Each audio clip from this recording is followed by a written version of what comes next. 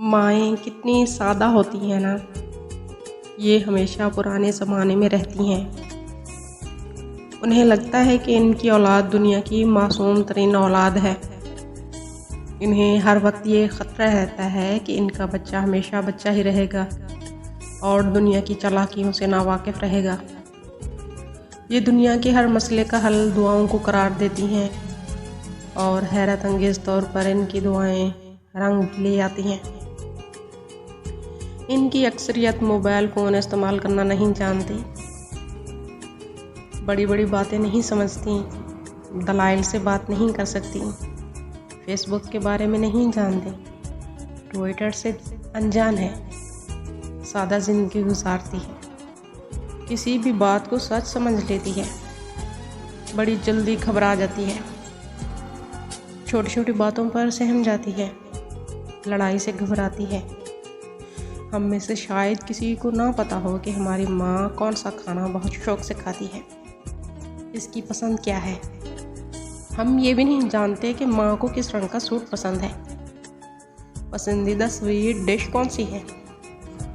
आपने कभी अपनी माँ को किसी चीज़ के लिए ललचाते हुए नहीं देखा होगा।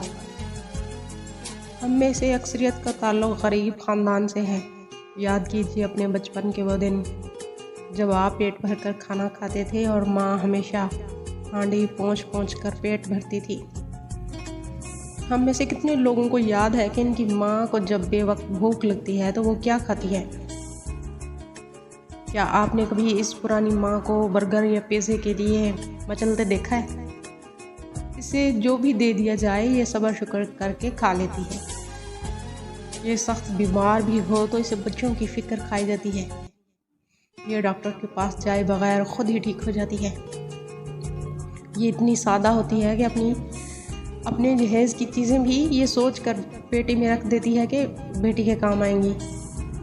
हमें ऐसा ही लगता है जैसे हमारी माँ बस शुरू से ही ऐसी थी। नहीं, ये माँ कभी नौजवान थी, इसकी भी कुछ ख्वाहिशें, कुछ उमंगें थीं, लेकिन माँ बनते ही इसने अपने सारे जज्बे, सारे शौक़ दफन कर लिए और सिर्फ औलाद की ही होकर रह गई।